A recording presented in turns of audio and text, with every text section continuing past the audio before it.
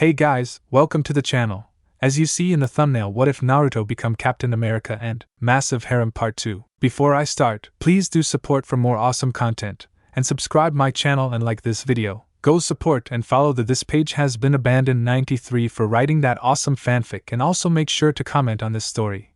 Link in the description. And also we hardly knew her, Maria McTaggart will forever be in our hearts. The priest Kurt Wagner, also known as the new Excalibur leader Nightcrawler, said in a slightly saddened tone as he stood behind the tombstone in the gravesite on the X-Mansion's grounds and gave the eulogy. Naruto had Sally standing in front of him, his hands on her shoulders, as they stood on the left of Mora McTaggart, the only other family member remaining in Sally's family. Naruto wore black dress khaki pants, his combat boots, and a black long-sleeved shirt, deciding against formal attire while still feeling comfortable.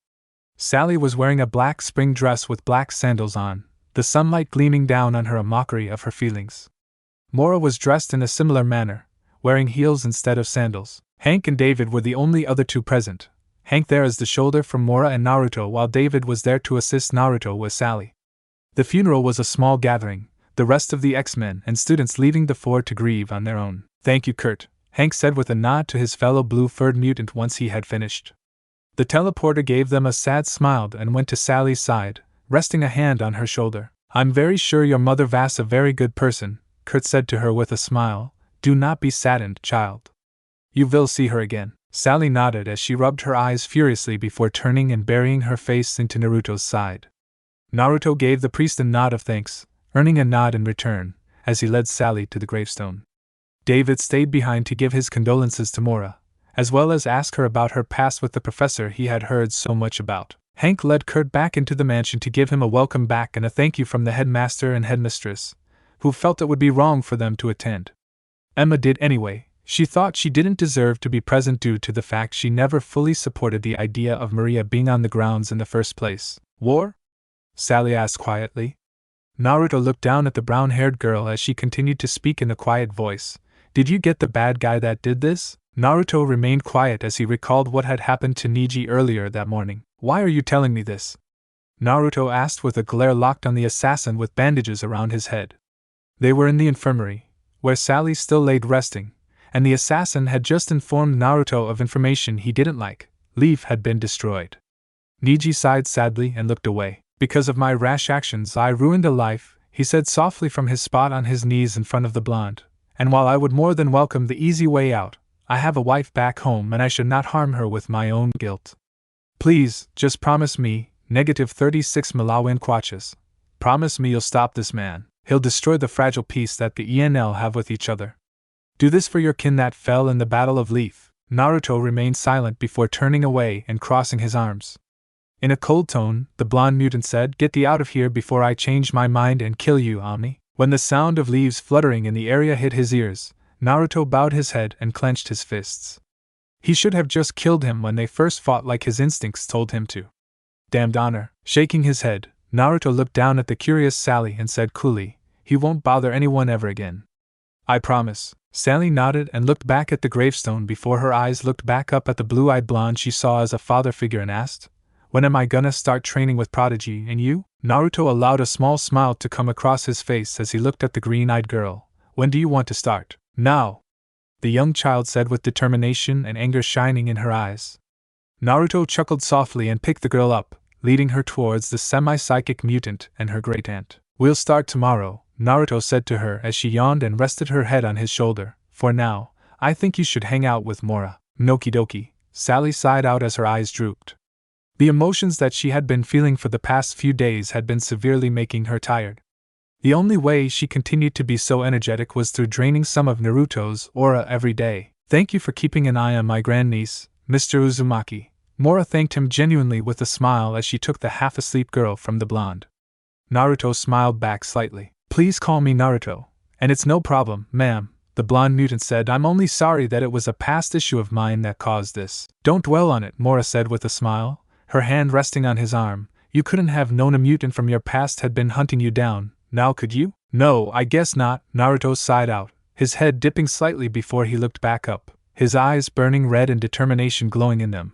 "But I can do what I can to keep this place as ENL free as I can." "Did you say ENL?"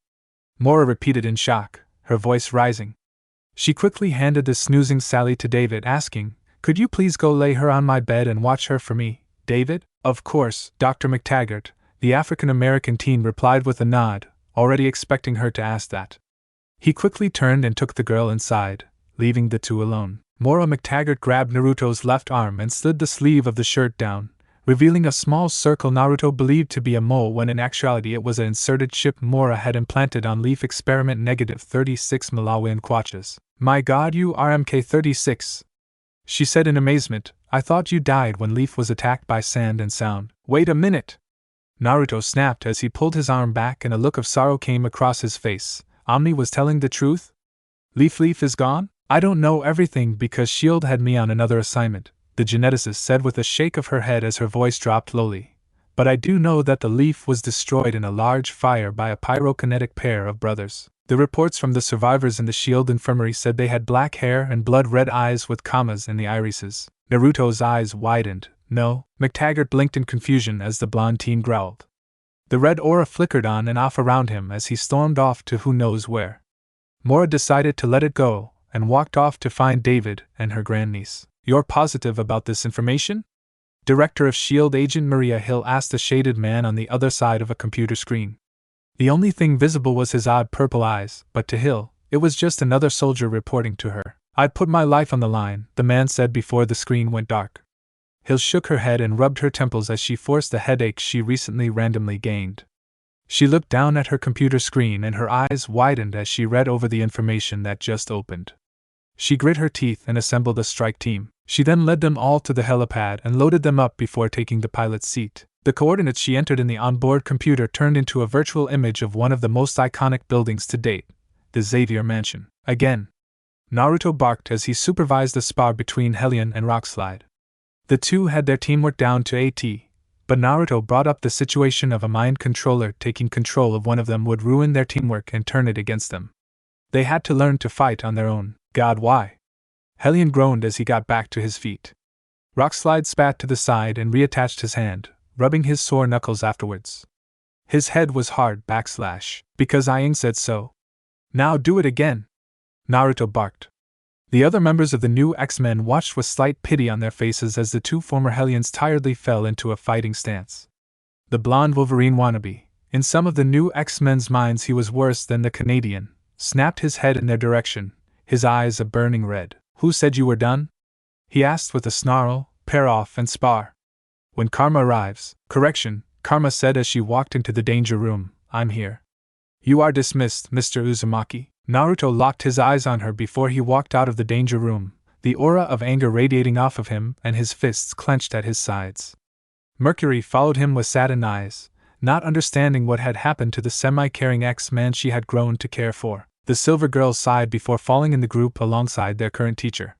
She did release a small groan when Karma announced they would be going through another team simulation. If there was one thing she agreed with Naruto and Logan on, the X-Men relied too much on teamwork and not enough on separate self-control. "Thank God," Helion muttered as the simulation started. "I thought I was going to die." "You might if you don't pay attention," Surge shouted, pushing Helion to the ground, his head nearly being lopped off by a stray helicopter blade destroyed by a sentinel. Mercury cleared her head of the blonde X-Man and focused on the task at hand. "Now focus on stopping me from hurting you, Famine," Beast instructed as he and the youngest mutant stood in a secluded area outside. Mora stood off to the side with an evaluation pad in her arms, writing down what she observes. So far they had deduced that it is a basis of willpower for Famine to drain someone, create a barrier around herself or around others. "Okay, Mr. McCoy," Famine said with the innocence of a child. Beast rolled his shoulders before he charged at her with a small roar, attempting to distract her. The young green-eyed girl held her hands out, palms facing the lion-like mutant, and kept her focus as the aqua-green energy sphere flickered around her until sustaining its form. As before, Beast slammed into the barrier's side and was reflected back about twice his starting distance. "Sorry!" Famine cried as she ran towards the blue-furred mutant, her shield dropping. Beast groaned and slowly pulled himself from the trunk of a tree before landing on the ground with a grunt.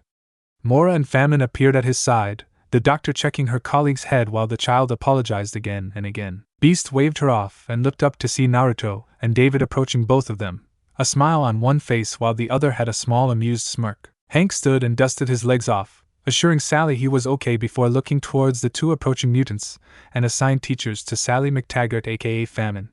Hank raised his hand to wave at them when something hit him in the back of the thigh, causing him to roar in pain. Sally screamed and Maura gasped. The two approaching mutants sped up before eventually they were running. Hank looked over his leg to see if it was bad when he noticed a feather sticking out of his leg. His eyes widened and he looked back at Maura. "Take Sally and run!" He yelled to her as he felt the drug kick in. Now, Maura didn't have to be told twice, grabbing the girl that was looking horrified at the downed form of her friend and carrying her back towards the mansion. 3 men dressed in all black came out of the brush and fired rounds at her. "No!" Naruto shouted as his eyes turned completely red and he threw his hand out, a large red claw becoming a sort of shield for the two fleeing McTaggarts. Prodigy had already reached out to the headmistress telepathically and informed her of what was going on. War snarled, itching to go and rip the heads of the attackers off of their bodies and use said bodies to beat the others to death, only holding back because the McTaggarts needed to get to safety before he could go all out. "Take him," the lead attacker said, the one on the left nodding and firing rounds at War. War, however, didn't take too kindly to this and tossed his small amount of patience to the wind before roaring and charging the wannabe warriors. "Die!" War roared as he switched from running bipedal to his hands and feet, his aura looking like a beast running on all fours with a tail flowing behind him. From the side of the forest an electric wiring shot out and wrapped around him, electrocuting him to no end with over 50,000 volts. Q would have given him advice in this situation, but the AI was too busy working on keeping the teen alive. "God!" The red aura-covered mutant gurgled out from his predicament.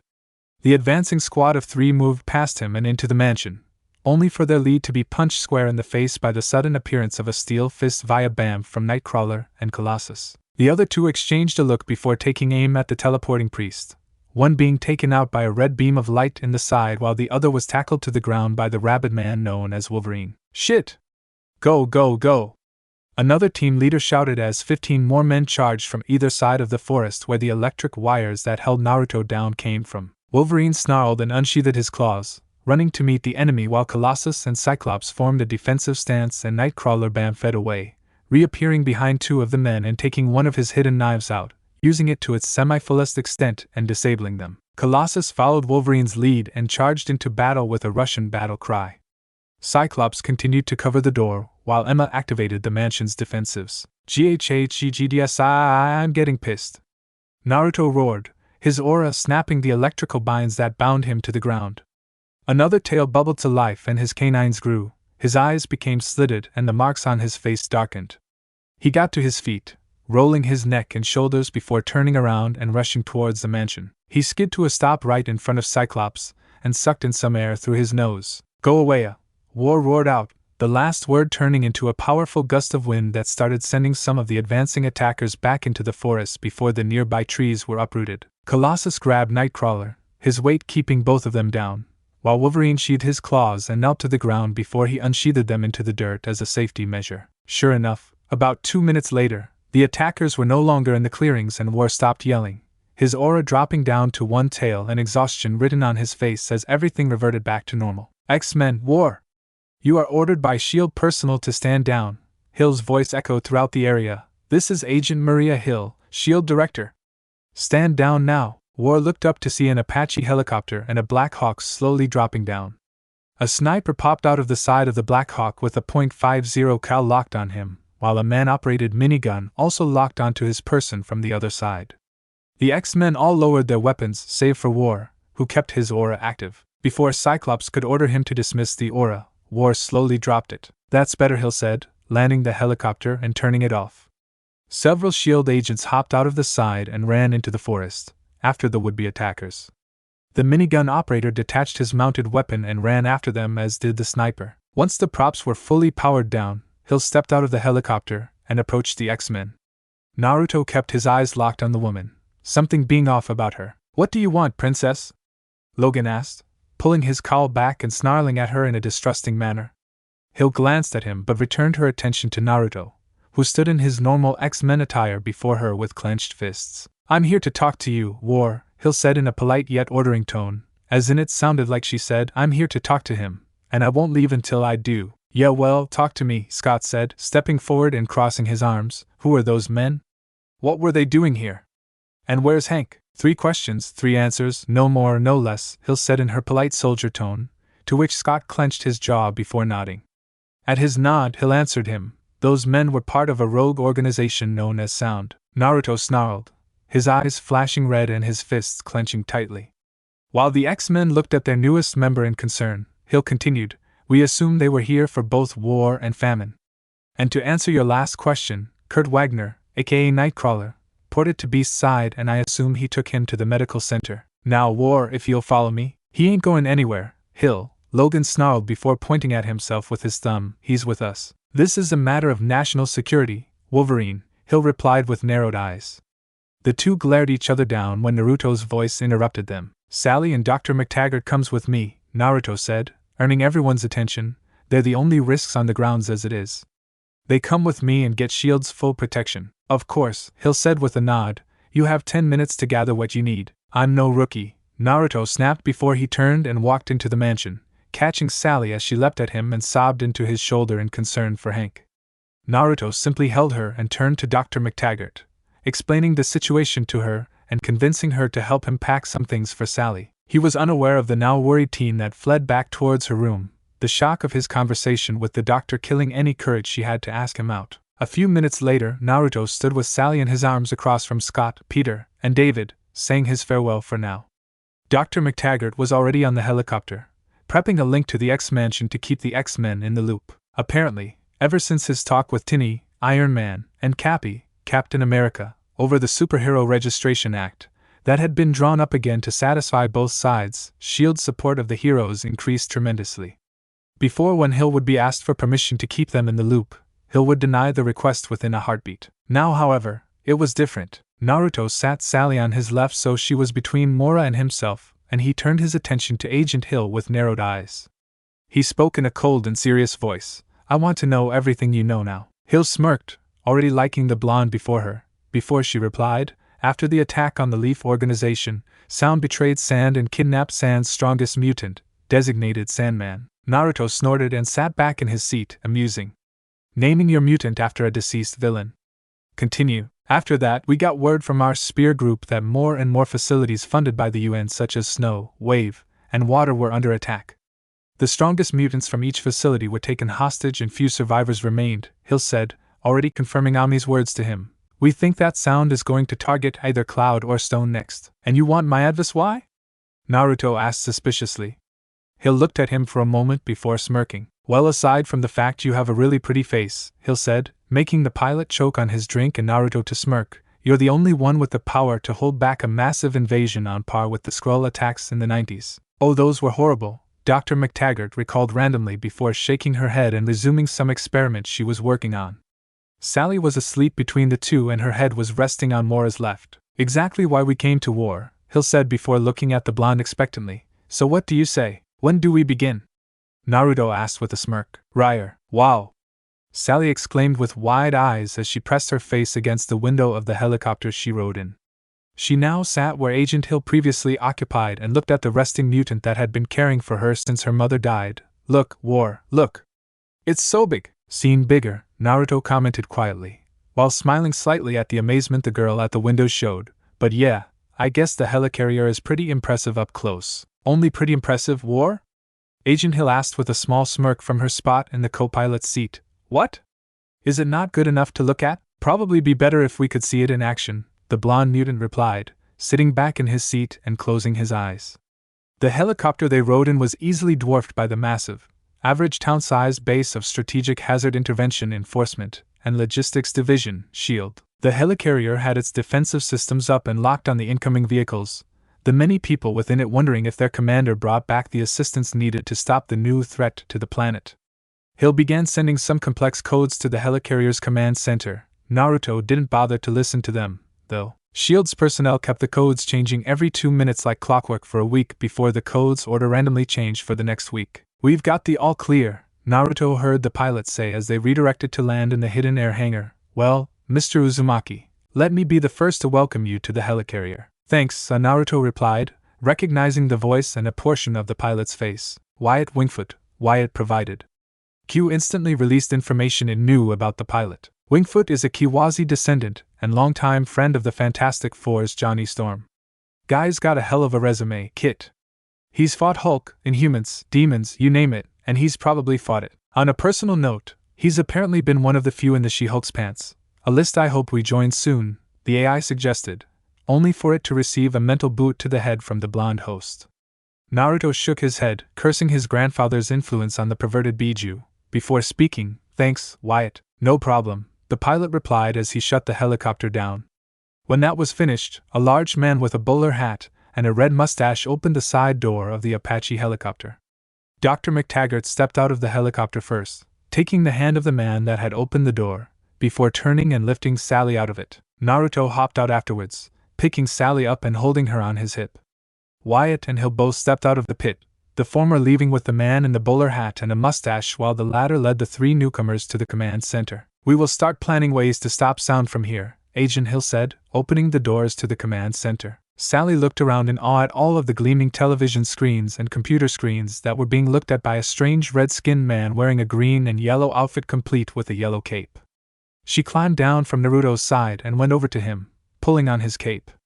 The red-faced man looked down at her with a neutral glance. Hi! She greeted. Hello there, little mutant, the man greeted with a nod. I am the Vision MK2. What are you doing in here? Sally, leave Vision alone. Naruto sighed out as he walked up to them and picked the green-eyed girl up before looking back at Vision and offering his hand.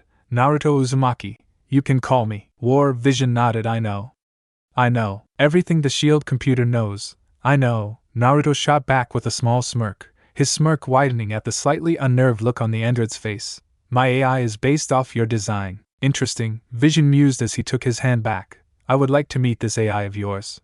Do you have a security code? Just ask and he'll probably let you in, the blonde replied with a small smile. He and I see it as a pleasure meeting a former Avenger. A pleasure meeting a new media icon, Vision sent back with a small upturning of his mouth. He phased through the ground just as Naruto felt a small tingle in the technical portion of his mind. Naruto broke off the connection with his AI momentarily to give the two technologically advanced sentient beings privacy. He went back to the desk where Agent Hill sat down and placed the younger mutant in a seat between himself and her great-aunt before sitting on the girl's left. So, what's the first thing on our agenda? Naruto asked Maria. The shield commander smiled and activated her computer. An image of a red-haired teen with red wings came on screen and Naruto blinked. Icarus? He muttered, recalling a video when he met one of the famed Guthrie mutants. What do you want with Icarus? Not what I want, Hill said. What Sound wants? Recently we've obtained information that confirms Sound has him in custody. We need to extract him before he is transferred to the main Sound base. He's pretty. Sally chimed in. We gonna save him, War? Naruto didn't reply, but he kept his arms crossed and narrowed his eyes at the shield agent. How did you obtain this information? That would be me, a shady figure said from the far corner. Naruto snapped his attention over to the right, and came across a teen probably about his age. A familiar teen wearing a dark coat that hid his hair color, a high-collared shirt that hid his face, and sunglasses that hid his eyes. A blur of red was all anyone said before the shield commander and Dr. McTaggart saw the blonde holding up the teen against the wall. Naruto's red aura was lightly covering his form and he was snarling at the teen.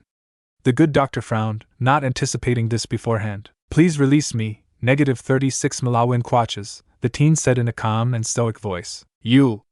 War shouted, slamming the teen in the wall and cracking it. You son of a bitch! War! Stand down! Maria shouted, standing and aiming her pistol at him.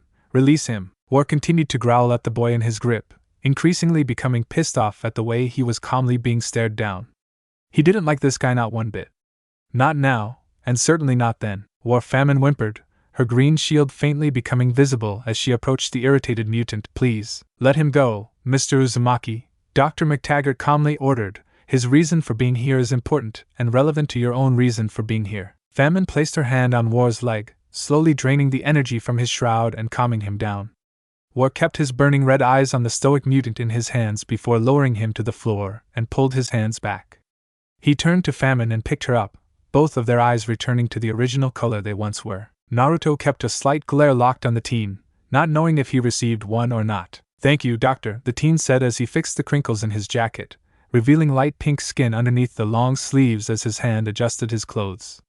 The teen walked over to the side of Maria's desk and input a few codes, alerting the guards outside the room everything was fine. The teen turned his head towards Naruto and Sally, the latter burying her face in the former's shoulder while the former growled and turned the girl away from him. The teen hummed, a symbiotic bond intriguing. I assumed only symbiote suits or selective telepaths, such as my family, can create such a bond. You keep your damn bugs off of me, Naruto snarled as he smacked the back of his neck, making the teen flinch, before rolling his fingers over his palm and flicking the crushed body of an insect at the teen. Freak, says the boy that killed 700 men before turning 10, the teen snapped back in his cool, uncaring tone. Before the blonde could leap at the dark teen, Maria stood and slammed her hands on her desk. Sit down, Mr. Abame, she said in a no-nonsense tone, and Mr. Uzumaki? I can get restraints built for Dr. Banner in here. Like they would work, Naruto grumbled as he adjusted Sally in his arms before sitting back down. After taking a deep breath, the blonde nudged Sally and whispered, You okay, kiddo? Who's the scary man?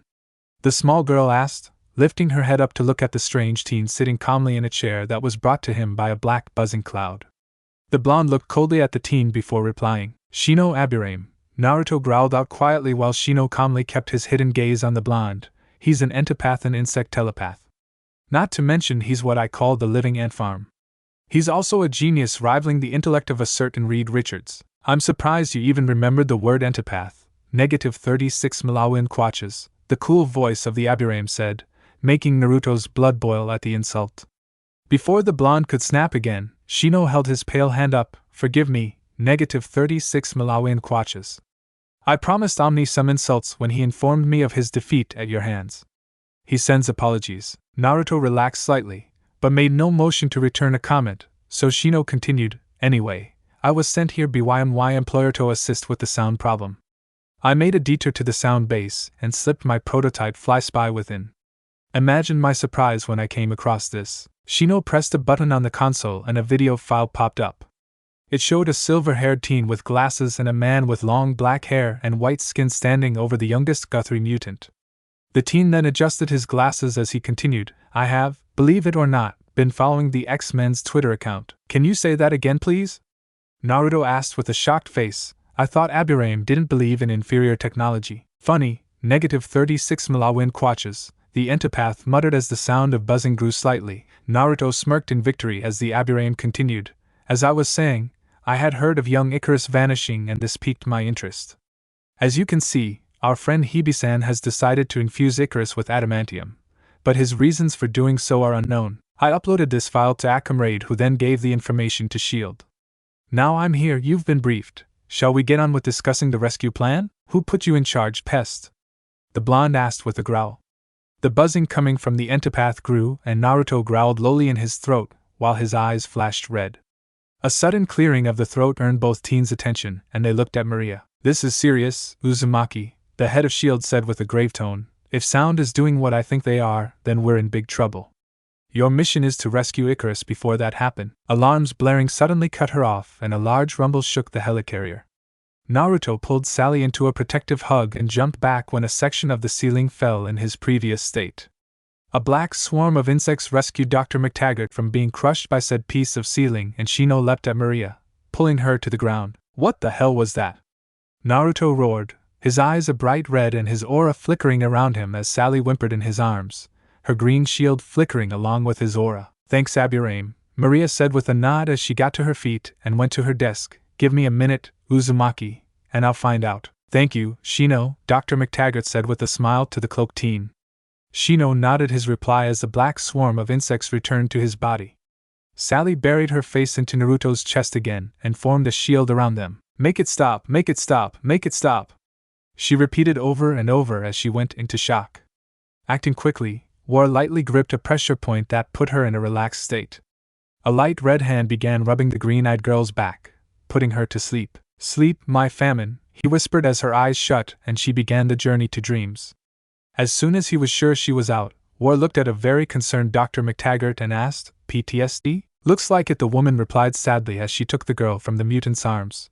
So young she shouldn't have had to deal with this. If I ever find out who staged that show, I'll kill them, War grumbled before looking at Maria as another rumble shook the carrier. What the is going on, Hill? We're under attack.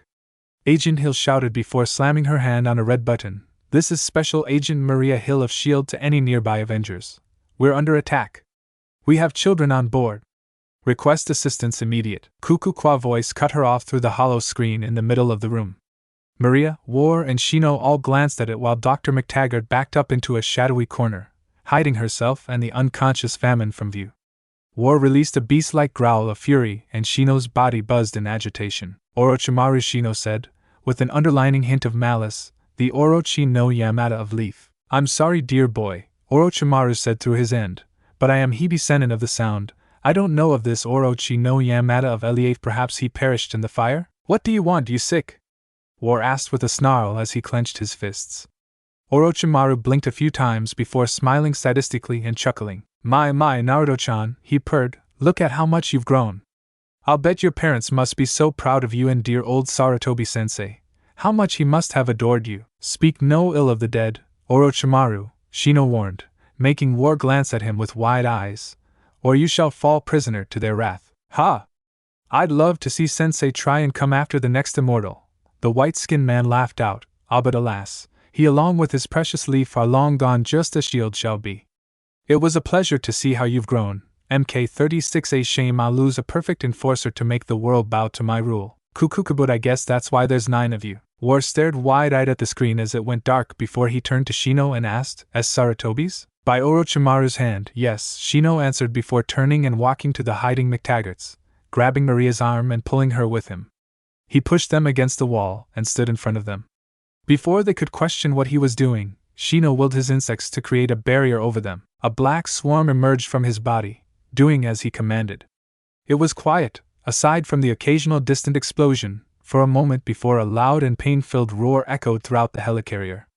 Shino dipped his head in silence. I'm sorry for your loss, Naruto, he whispered quietly.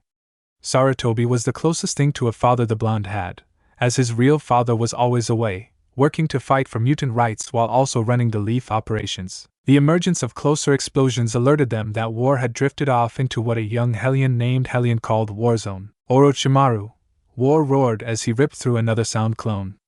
The sound clones were based off of Doombots, but being cloned by a single perfect sound soldier instead of being machines. Consequently, though, when they were ripped apart they left a very large mess. Calm down, Kit, QB echoed in his mind as the blonde pounded his fists into the face of another sound clone. We'll get the sick bastard, but you gotta calm down. Think of Famine. How are you going to protect her if you kill her? Just before his fist ran through the last of the clone's brains and impacted against the steel, War stopped and took some deep breaths. I gotta get to Famine, War grumbled just as a sound clone rushed him.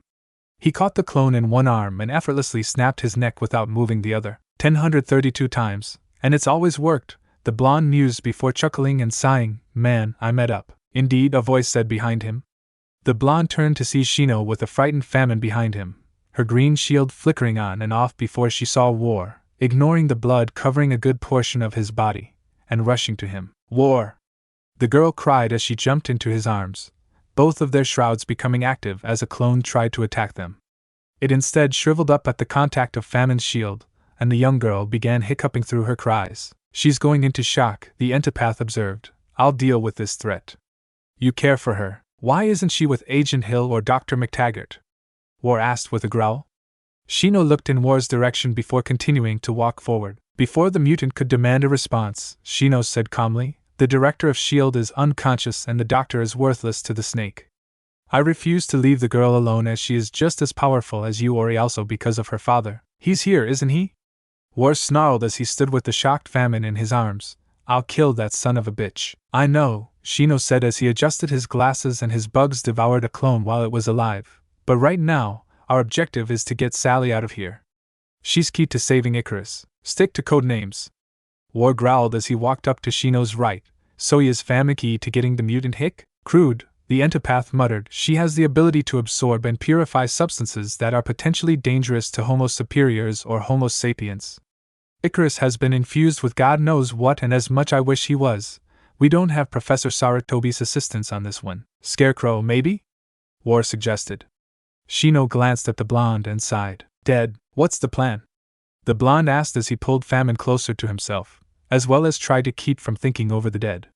The dark teen noted this and looked ahead. We have to stop over in Los Angeles to meet with a few runaways and get some help on this one, he replied, and if we're going to be using code names, I believe I shall become Pestilence. 3 of the 4 are together. Only one is left, War thought as he chuckled before looking ahead to the escape vehicles, where a certain captain and billionaire were fighting sound clones. Looks like we aren't needed, the newly named Pestilence mused upon seeing Captain America, Iron Man, Wolverine and Spider-Man fighting the clones off. He changed directions and went to an helicopter. Can you fly this thing? Always wanted to learn. War shouted over the chaos echoing behind him. Take Famine, War?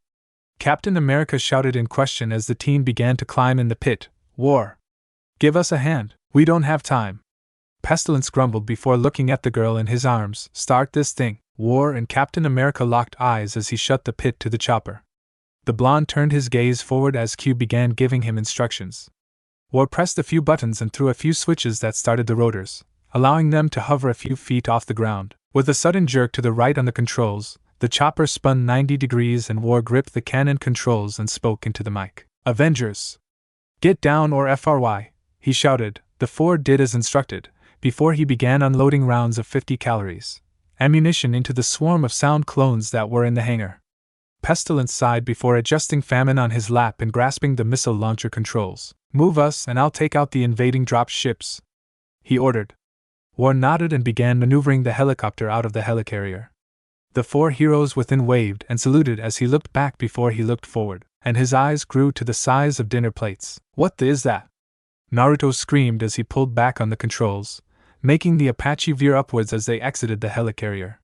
Gliding towards them, with silver wings attached to either arm, was a red and black suited man. The man had a helm-like face mask that was colored a dark red and his hair was shaved, allowing decorative flame tattoos to cover his scalp. I believe that is the latest Banshee, Shino mumbled, adjusting his targeting system to lock on heat signatures, Dosu if I recall correctly. One of Hebe Sennin's little pet experiments, last I checked. He's a clone of the first Banshee. Really? War asked, arching a blonde brow as his red eyes glowed with anger, and he smiled maliciously. Then let's see just how much of a ripoff he is. Can you fly this thing? I can do better, Shino said, black bugs crawling over his skin from holes hidden under his clothes. My bugs will fly for us. You worry about yourself. Take care of her, Pest, War quietly said before he opened the pit and stood, allowing his red shroud to cover his body. The blonde pulled his right arm back before thrusting it forward, allowing a long tendril of red aura to branch out and latch onto a passing sound helicopter. War pushed off and brought himself to the copter while Pestilence's insects shut the pit and took control. Pestilence noted a small piece of equipment was missing from the pilot's seat, and a smirk grew on his face before he flipped a switch and said, You took the headset? How else we gonna stay in contact, dumbass? War shot back, Get that chopper out of here, you. A scream was heard in the background, followed by a large explosion that caught Pestilence's eye to his left. He watched as War leapt to another copter, and then listened as the mutant continued, Get Famine out of here. First RV is at gas station 30 clicks west. Second RV is the Golden Gate. Head there if I'm not at that station 15 minutes after you arrive. Famine won't like not having you around, Pestilence said before swearing under his breath as Banshee made another swoop past and fired a sonic shriek at him, nearly hitting the blades. The Entapath had his bugs head to the treetops to avoid the following attack that would take place. Don't you think I know that? War shot back over the comms. Listen, if Famine goes berserk, call X. I repeat, call X. Radio silence. Now, roger that, War, engaging radio silence. RV at the gas station 30 clicks, Pestilence muttered as he flipped the comms switch off and fired several flares to redirect the missiles coming towards him. The teen's eyes widened behind his glasses when a black-haired teen jumped up from the treetops and threw his arms out, his palms open and a grin on his face, before a sudden force hit the chopper in the tail. War looked to his right as an explosion at the treetops came to his attention, and he felt a faint ghost pain on his right arm. The blonde's red eyes narrowed in fury and he grit his teeth before returning his attention to the helicopter he was hijacking/crashing. You son of a bitch, War snarled, flying the chopper into the side of a carrier, but bailing out the left door and landing on the flying Banshee's back. H. What the? Banshee exclaimed as War wrapped his arms around the bald teen's neck. War used his aura to cling onto the other mutant's back and moved to his knees. He bent forward before clutching Banshee's jaw and the back of his skull firmly in each hand. You're flying in a no-fly zone, the blonde snarled into his ear before snapping the clone's neck. And I'm grounding you. War rode the corpse into the treetops before jumping onto a pine branch only 20 feet from the forest floor. Banshee's body flew past him and impacted into a boulder jutting up from the ground. War smirked and cracked his neck before jumping to the ground, dismissing his aura after he landed. That could have ended better, Q muttered in his head, making Naruto silently agree with him. The AI continued with, Vision gave me a small upgrade. I can act as your heartbeat radar, rather than you having to focusing on that. Keeps our defense up and keeps you focused on your own drive. Thanks, Naruto thought before making his way towards the place he saw the helicopter go down. As he neared the impact zone, a soft tune made itself known in his head. Naruto shook his head to try and clear it, but to no avail. Picking up on several heartbeats, Q informed him, keep your eyes open. Naruto didn't respond, instead he stopped running and grabbed his head. The tune was getting louder. The blonde growled in annoyance, and turned to the nearest tree, gripped the trunk with both hands, and drove his face into the bark with as much effort as he could. To his immediate relief, the tune stopped, but to his ire, laughter took its place. Ha! Only way he could escape the song was to slam his face into that tree. A male voice laughed out from the trees. Naruto spun around and kept his back to the trunk, to be sure he wouldn't be surrounded, before slowly calling his aura forward. Dude! He's like, all ed up. Another voice laughed out, looks like someone finally broke your spell, succubus. You faggot sucker. A female's voice snapped, anger burning within it. How was I supposed to ing know that dumbass would ing slam his ugly ass face into the ing tree? You shouldn't cuss so much, succubus. A baritone voice most likely belonging to a male chided. A yelp echoed through the woods, making Naruto fight back a smirk, before the same voice said, You also shouldn't hit me, you fat ass. The female snarled. Naruto closed his eyes and sniffed before covering his face and groaning. Oh dear God, the blonde thought as he fought the stench away. What the? Geez kid, I thought you were bad after a burrito. Alright, got him, Q said, the AI sounding maliciously happy as it continued a click north. One branch. Take him. Gladly, War growled, his eyes opening as he thrusted his two arms forward and sent large red fists into the trees. A crash was heard, followed by several exclamations from the four voices he had heard before. War smirked and brought his hands back, slightly dimming the intensity of his aura to keep his true strength hidden. He started to turn to run towards the forest when a large rock hit him in the side of the head and sent him flying into the woods. Pestilence groaned as he sat up from the wreckage. He looked around and noted some dead bugs that sacrificed themselves for his and Sally's lives. The hooded teen tried to get to his feet, but released a small cry of pain when he felt a stabbing burn in his right leg. Pestilence looked down to see a piece of shrapnel embedded in his thigh, making him scowl in anger. He wasn't so tough, a voice said from his left. Pestilence looked over and scowled as he saw the teen that had caused his crash. He had spiky black hair and a face mask similar to Banshee's, only his was gray instead of black or red. He had a black shirt with yellow writing on it, the words kill, kill, kill, being visible through the thriller-esque writing. His pants were camouflage printed, being the variations of the color gray, and he wore combat boots. Why dumbass, a female said to the teen's right, making the injured hero look at her and estimate her to be near his age. She had long black hair and camouflage pants similar to her counterpart, but she instead covered her torso with a grayish-green flak jacket, the sleeves being missing on her arms while black armbands were around her wrists. Around her head was a blue cloth with a metal plate, the symbolic single note in the dead center of the plate. What had Pestilence concerned was the young girl in the female's arms. Sally was, thankfully, uninjured, but she had a pained look on her face as she remained unconscious. The hooded teen swore quietly under his breath before pushing himself to his feet, an audible grunt of pain coming from him as he stood on his injured leg. Oh yeah! I get to have some more fun! The guy said with a grin. Stay back, Kin, this loser is mine, dumbass, Kin said with a shake of her head before looking at Pestilence with a smirk. How's it fair? 2-on-1, not to mention he's got a piece of metal in his thigh. It's only a flesh wound, Pestilence calmly said, gripping the offending metal in his right hand before yanking it from his leg, groaning as he did so. The boy grinned. Oh, this is too easy, the boy said, stepping forward and holding one hand out, revealing a hole in his hand. Just so you know, they call me Soundwave. Rip-off artist, Pestilence neutrally jibed, making the now-named Soundwave scowl.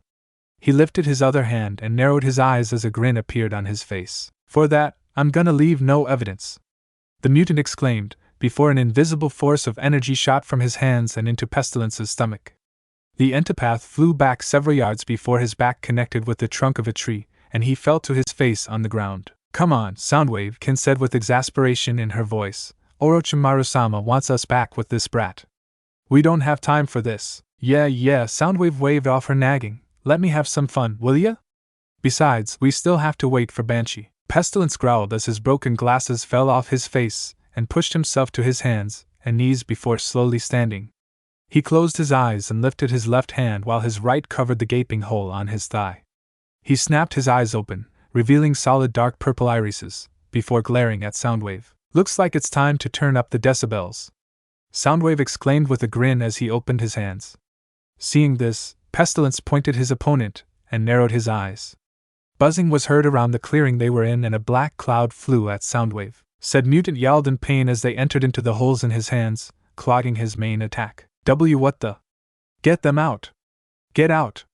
Soundwave yelled, opening his palms and aiming at Shino. Get out! I wouldn't fire, if I were you, Shino warned as the purple glow in his eyes vanished and they returned to their normal coal-black color. I had them clog the tunnels in your arms, allowing no air to breach their plug. Thousands upon thousands of impregnated flies are in your arms, and if you try to force them out, you'll only hurt yourself, and they'll lay their eggs. If you survive your injuries, you'll slowly die as the maggots devour your body from within. Shit. Why, you're lying! I don't believe you! Soundwave exclaimed, a maniacal smile on his face as he aimed his palms at the two girls on his left. I'll kill them. I'll kill them if you don't get those maggots out, fool. I said it was pointless. Shino mumbled before standing and leaning back against the tree. He reached into his left pocket and pulled another pair of sunglasses out, placing them on his face before adjusting them and looking at the crazed mutant. Give me the girl and I'll have the maggots out. No! You, this little bitch, and Orochimaru-sama's order. Soundwave shouted, pointing one hand at Shino and leaving the other on his shocked teammate and Sally. Everyone dies today. No, Pestilence said as a purple glow grew behind his sunglasses. Just you. Soundwave yelled in pain as he tried to fire, only to sever his arms at the elbow. His eyes rolled into his head and he fell to his knees before a single word left his mouth. Damn it! The body fell to the ground and Shino shook his head before groaning and grabbing his leg. As soon as he bent over, 3 strings wrapped around his body and bound him to the tree. The Entapath looked up with annoyance at the slightly blood-covered Kin. Why you stay there? Kin ordered, shaking with fear as she slowly backed up, one hand outstretched towards him as the other arm cradled the unconscious Sally. 1 to 2 mean it. Stay there. Where are you, War? Shino thought as he reached out quietly to a family of praying mantis that were resting on the opposite side of the tree he was bound to. Damn! Exclaimed a man with 6 arms as he dropped to the ground next to the bloody mess that was negative 36 Malawin Quatches. That son of a bitch got hit. Not a bad throw, Hiroshima. A white-haired man with a second head sticking out of his back said, Look at that impact wound, geez, too bad he's dead. He would have been fun to fight. No sooner had the words left his mouth did Naruto snap his eyes open, revealing red irises in both eyes, before a grin appeared on his face.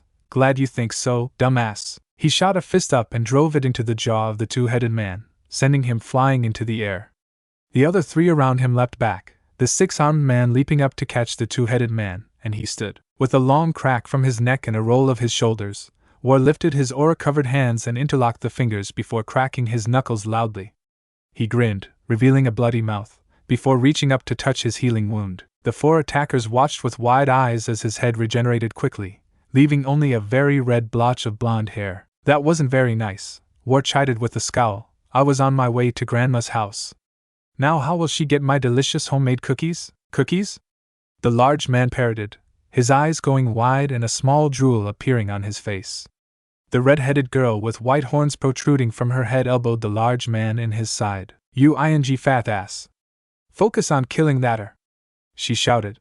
War glanced at her and groaned as Q made his less desirable side known. Hot damn, look at that chest, the AI exclaimed. War shook his head and growled, his eyes locking on Succubus, if he remembered correctly, before he formed more aura around him. She had a tan shirt over a black form-fitting body armor shirt and brown cargo shorts with a purple rope holding her pants up. War recognized the rope on the other 3 and realized it must be their team thing. Succubus, women shouldn't cuss, the large man, Mount, chided, only to be stabbed in the leg by a wooden flute. Mount yelled in pain and grabbed his leg, looking at the girl with questioning eyes. Kill that'er, and I might not do it again, fat ass. Succubus snarled. Mount nodded and looked at War, narrowing his eyes as he punched a fist into an open palm. War's scowl turned into a smirk as he looked over the first of the 4 to step forward. He was large, muscled but fat, similar to Blob if War recalled the mutant correctly, and wore black running shorts under the purple rope as well as having only an orange small mohawk on his head. So, we get some names for these guys? War asked his AI, only to receive an annoyed growl. The blonde's frowning face returned and he thought, then just warn me if they try to gang up on me. Gotcha, Kit. Orochimaru-sama ordered me to bring your corpse in, Mount said, walking forward before settling into a sumo wrestler-esque stance across from him. But I fight with honor. I am Mount, named after MT Fuji, for nothing can end my existence. Not even time. We'll see about that, War snarled, rushing forward and driving his fist into the large man's gut, making Mount's eyes bulge as his mouth dropped open into a silent scream. The blonde jumped back with a handspring as Mount fell to his knees. War growled before rushing forward and jumping, grabbing the obese mutant's head and falling to his back, breaking the fragile cartilage kneecaps that were holding up his enormous body weight. Gah! Mount cried out in pain, you son of a bitch! Goddamn mother! War smirked as he got to his feet before kneeling and gripping the face of the large mutant. With the smirk planted on his face, he leaned forward and whispered, tell me something I don't know, blind asshole. What?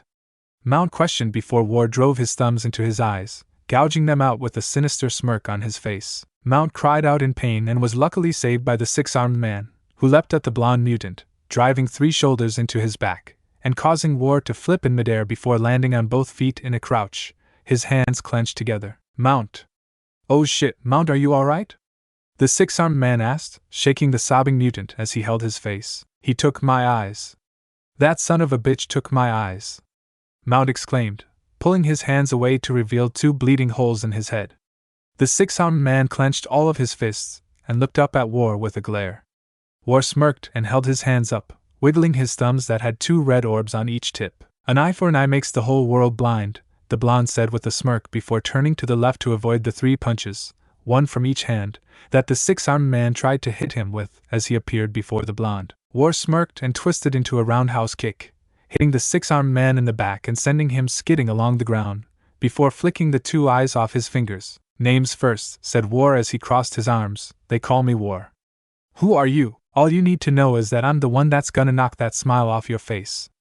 The dark-skinned man snarled before rushing towards War once again.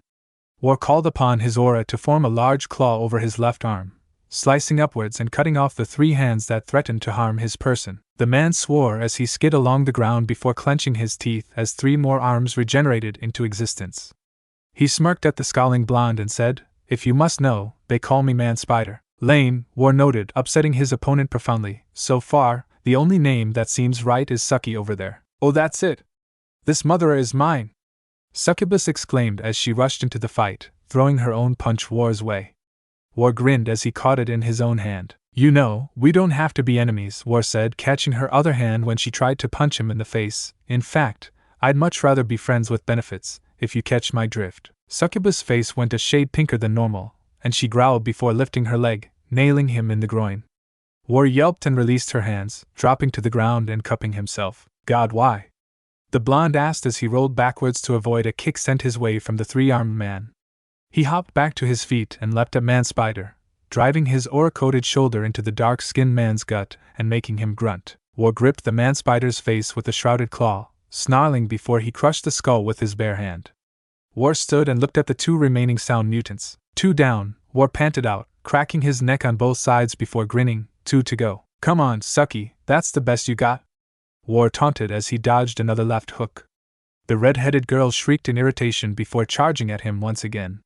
The other sound mutant had yet to join in the fight, and yet did he introduce himself. War had keep a lock on the unknown mutant while he fought the attractive girl. I'm going to you up! Succubus snarled. War smirked as he caught her right front.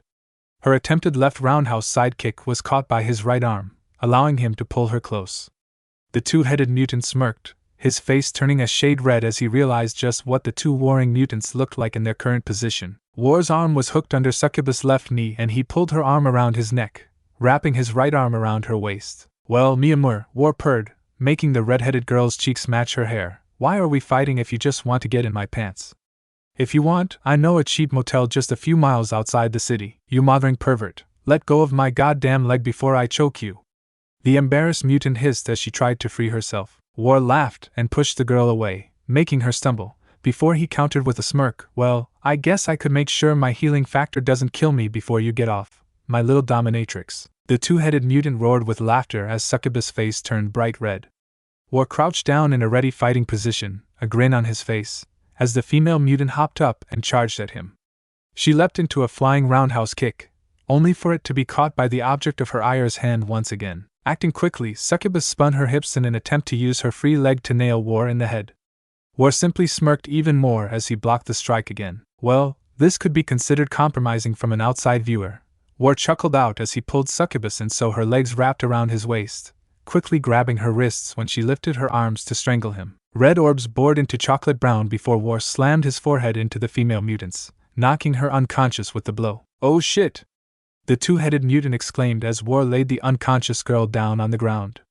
His eyes snapped back up, but rather than being playful rubies, they were blood-red orbs hardened in anger. "I don't kill women when I don't have to," War explained as he stood, "but two-headed est at work for Orochimaru, consider yourself a dead man." The mutant laughed and crouched into a fighting stance. "Call me Sakan." "No codename?" War asked with an arched brow. "I mean you had Mount, Man-Spider, and Sucky here. My brother and I prefer our names," Sakan explained with a grin as the second head shook slowly. Sakan looked over his shoulder to the growth and said, "Wake up, Yukon, we've gotta fight." "Okay brother," the other head said as, to War's shock, it slowly began separating from the mutant's body. Once fully separated, Yukon walked out to Sakan's left and stretched. "Man, I'm tired, couldn't we have stayed joined for this?" "No," Sakan answered as he looked back at a ready War. "This guy got MS and fatty." "I see." War snarled. "We gonna fight or what?" "After you, Yukon," gestured one twin to the other. Yukon grinned and his skin darkened to a light red, a single horn growing from his visible forehead. He rolled his neck before rushing towards an even more surprised War. "Prepare to die," Yukon exclaimed as he leapt at the blonde mutant. War snarled and brought his cloak up in preparation, his right hand ing back to deliver a punch. He swung just as Yukon got in range, but missed. War blinked in confusion when he lost sight of the target. Then he felt immense pain in his stomach, exclaimed the blonde as he held his gut. His AI snarled in anger and War fell to one knee. "God damn it! What dash? Ha ha ha!" Sakan laughed triumphantly, his green eye locking on the pained red of War's. "You ready to die, War?" "Good. Because you're going to die slowly and painfully. Yukon is my younger twin brother, but our mutation weakened him. He has to rest nearly 22 hours a day within my body. He can get stronger though, by residing in the bodies of others." Instead of exclaiming worry like Sakan expected, War started chuckling lowly. The mutant became wary when the target of his incapacitated squad began laughing loudly. Sakan then felt a tug from his connection with his brother. Yukon's head popped out of War's shoulder, and he had lost his demon-like appearance. Now his face was littered with cuts, and he was bleeding profoundly. Sakan rushed at War, only for the mutant to backhand him away with his cloak-covered hand. Yukon cried out, "Brother, shut up!" War snarled, punching the mutant in the face. "You decided to invade me. Well, here's a Jiraiya's incredible non-human combat, uniquely remodeled impossible-to-kill individual anatomy lesson for you. Each one of us has a small group of nanomites that attack any invaders to our system." GH Yukon choked as War gripped him by the throat and slowly pulled him from his body. What are you?" War smirked as he gripped the mutant by both sides of his head before snapping his neck. From a mile in the woods, War heard a scream of agony that suddenly silenced, making him scoff. Apparently, the brothers shared more than just a body. The blonde mutant went over to the still unconscious redhead and knelt next to her before hooking his right arm under her shoulders and his left under her knees. The redhead released a small sound as he picked her up, making the blonde smirk as he walked away from the area of death. Whatever her name was, there was no way in hell he was going to continue referring to her as Succubus. Wonder if Pest got Famine to safety yet, the blonde thought as his AI directed the nanomites to heal certain internal wounds. "I'm certain that your newfound companion has gotten her to safety," Q answered as it multitasked, "but then again, I have been wrong before." Just then, a scream echoed through the forest. "I want war," Naruto growled as his eyes flashed red and he inwardly thought, "You just had to say it, didn't you? Locate them, now." Moments earlier. "Okay, I can make this work," Kin muttered as she held Famine and paced in front of an irritated Shino Abame, aka Pestilence. The girl was in shock that her team was dead and that she had to somehow get back to Orochimaru. "Just let the girl go and I promise no harm will come to you," Pestilence stated as the nearby Mantis family began cutting his binds. "Shut up!"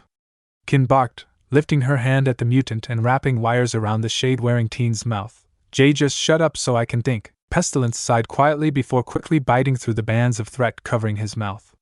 He looked in irritation at the pacing sound mutant before speaking again. I give you one more chance to be silent, and I'm sure I told you to shut the up.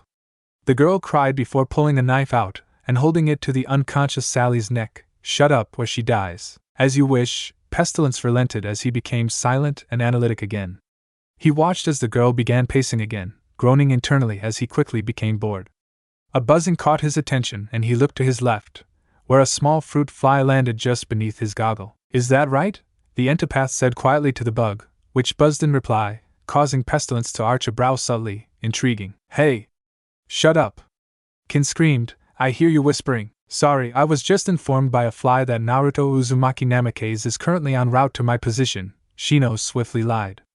Naruto wasn't coming to him exactly, but he was on his way towards the rendezvous point and expected to see both Sally and Shino there.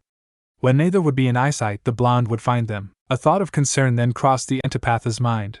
I hope he directs his anger towards this girl rather than me. And Naruto? Kin whimpered as her eyes widened. War is alive. Why wouldn't he be? Asked the shaded teen. He is the prized 9th survivor, after all. But Orochimaru-sama sent the 4 after him. No one beats the 4. Kin shouted before glaring at Shino. You're trying to psyche me out. Shino grunted as more threads bound him to the tree and the mantis family buzzed in irritation. A soft groan earned the spy-trained mutant's attention, and he glimpsed at the girl in his foe's arms. Sally was slowly waking up. Kinsuchi, Shino muttered quietly. I will ask, no. I will demand you unbind me and give me the girl. Now, I said keep your mouth shut. Kin shrieked as she threw a small needle at him. Shino grunted as it struck him in the space between his collarbone and the shoulder plate, the muscle it was embedded in going numb. War? A soft voice whispered. Kin froze and looked down at the girl in her arms, a bead of sweat dropping down her cheek. Sally blinked several times before looking around. Her arm hurt a little and she really wanted some food. Maybe War could make some of that noodle mix he's good at. The little girl looked around before her eyes locked on the creepy yet kind mutant War was angry at. Now would be the time to act. Famine, the mutant's voice echoed in her mind as she locked her eyes on his glasses-covered ones. The young mutant instantly knew he was using telepathy and looked around before her eyes locked on a strange girl she'd never seen before. Where's War? Sally asked quietly. Shut up, replied the stranger. I want War. I said shut up. The stranger hissed. I want War! Exclaimed Famine as her eyes gained a green glow. Green energy expanded from her body and sent the stranger flying into the woods. Famine had tears rolling down her cheeks and wanted nothing more than to find War. Impressive, a voice commented to her left. The young mutant jumped and looked at the owner of the voice, relaxing slightly upon seeing it was the bound entopath. Where's War? I want War, whimpered the girl as she slowly closed the distance between them. Famine, the mutant said softly. I can't help you until you help me. My name is Shino Abame, remember? At her nod, he continued stoically. Good. For now, call me Pestilence. Now, can you manipulate your energy like War? I can make shields, Famine whispered after a moment. Andy can drain, but I don't like to drain, unless it's War. At this, Pestilence remained silent before he suddenly ripped his arm free. Famine jumped back and a sphere of green energy shot out around her instinctively. The entopath commanded a few nearby bugs to bite through the remaining strands before brushing the residue off. Once finished, Shino adjusted his glasses and looked down at the still shielded Famine. Sorry, he said in a monotone. I was really getting a cramp and I didn't want to wait for Naruto. Sally's shield fell and she slowly nodded before looking around. Noticing this, Shino spoke again. She's unconscious 30 feet to the east. Impressive repulse control for a child your age. Considering who your father is, though. What? Sally asked quietly in confusion. Shino sighed and shook his head. Never mind, Sally. Come, let's get to the rendezvous point before War demolishes the city looking for you. The older mutant offered his hand, to which the younger one was hesitant to take. Shino looked up as a fly buzzed overhead before flying in a certain direction. The entopath spoke once more before they began moving towards the rendezvous point. Now, Sally, what do you know about bugs? Present. Naruto growled as he landed in a clearing that was covered with Shino and Sally's scent. I must have missed them by 15 minutes. Well, considering you have baggage, I'm not all that surprised, commented the AI with a bit of annoyance. Speak of the devil. The bitch is waking up. Be ready. No shit, thought the blonde idly as he laid the red-headed mutant down against a tree, backing up and sitting cross-legged as he waited for his baggage to wake up. "Ing assholes must have left my ass behind," Succubus snarled quietly as she rubbed her head. "Damn it, I knew we should have ganged up on that shithead." "That's no way to treat your current caretaker," a familiar voice chuckled out, making the girl's chocolate eyes snap open and lock on the blonde sitting across from her. She stared for a moment at the solid blue orbs that reminded her of a rough ocean during a storm before snapping from her gaze and growling. "What now, motherer?"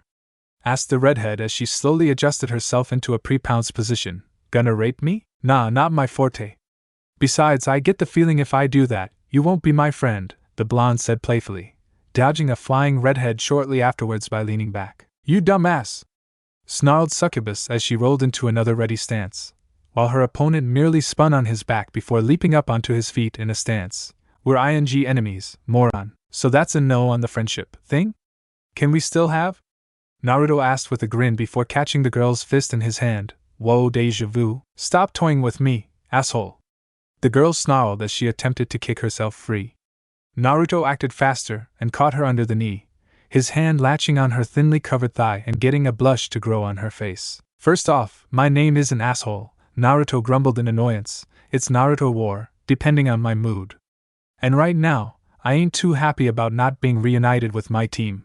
You're lucky I need answers or I'd kill you now." "Might as well kill me, shitface," hissed the girl, "'cause I ain't squawking." "Who said I'd be interrogating you?" War asked as his eyes flashed red. "My pal Pest is much better at getting answers." "Then what are ugh?"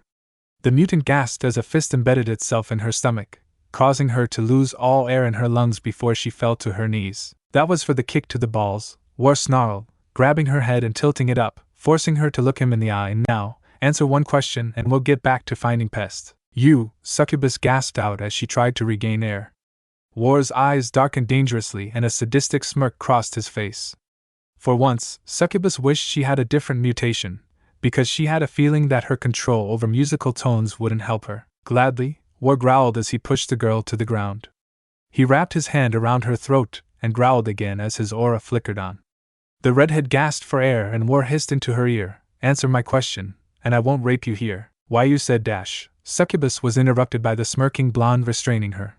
"I said it wasn't my forte," he quipped. "I never said I wouldn't do it." "What's your damn question?" hissed out the red-headed mutant with loathing lacing her words. "Name, age, and mutation?" Well, he certainly surprised her with that one. "Tayuya," she answered after a minute. "My name is Tayuya. I won't tell you my goddamn age because I don't want to, and my mutant ability is controlling the effects sounds and tones have on airs like you." War glared hard at her before smiling kindly and saying, "Thank you." Did you just say?" Tayuya hissed before her lips were suddenly covered by his. Before she could begin struggling, he broke the and patted her cheek. "That was for the mutation information, babe," Naruto answered with a smirk as he released the grip on her throat, keeping her pinned by having a hand on her shoulder. "Now, why are you called Succubus?" "I answered your damn questions," Tayuya snarled, her hands being restrained above her by the blonde's own. "Now either kill me or go the away before I kill you." How's about no?" Naruto replied with a foxy grin. "Let's play a game, Tayuya." "You asshole, if you're good maybe you can," purred the blonde huskily to her, getting a beet red face in response as the mutant began sputtering in embarrassment. "Damn Kit," chuckled out his AI. "Keep this up and we're scoring tonight. We nothing." "You're just the creepy guy watching from a telescope," thought the mutant with a smirk before his thumbs slowly began caressing Tayuya's wrist. The blonde spoke again. "Now, answer my questions and I'll give you some more rewards." "You're sick." "No, I'm horny. But that's beside the point," casually replied the blonde, who grinned as his current prisoner turned a new shade of red. "Now, why are you called Succubus?" "I don't know, okay? The pedophile assigned me the name," Tayuya replied quietly as she averted her eyes. Her eyes widened again when his lips pressed against hers again. The redhead stiffened while her current interrogator began passionately making out with her. She fought the curling of her toes for a good minute before relenting and relaxing into the, slowly responding. Before she could get to go further, he broke it once again. "Well, someone's attention deprived," Naruto chuckled out before smiling at his prisoner. "How long have you been working for the snake?" "My whole life," Tayuya answered, covering her rash answer with a false harsh glare. "Why do you care?" Her silent wish of getting another was answered and her body failed to stiffen, her responding making Naruto groan in anticipation. He didn't care that she tried to kill him, and to be honest, she wasn't entirely pissed that he was forcing himself on her. It was kind of kinky. When he broke the again, she groaned, "Goddamn, just me already." "I would, but there's the whole 'you're my enemy' thing," Naruto softly replied, getting a whine of disapproval from the red-headed mutant. Redirecting his attention to her neck, he asked, "Any family?" "Mom ran off with a boyfriend and my sucker of a dad died in a crash," Taiya answered before softly moaning when he began ing her neck. "Oh, yeah, I'm getting there," interrupted the blonde. "But first, do you know who's responsible for Leaf's destruction?" "Uchiha brothers," Taiya gasped out. "Orochimaru hired them to torch the place and everyone inside. Some were away on missions. Oh god, do that again." "What?" Naruto asked before he lightly ground his covered erection against her ting mound. "This? Yes."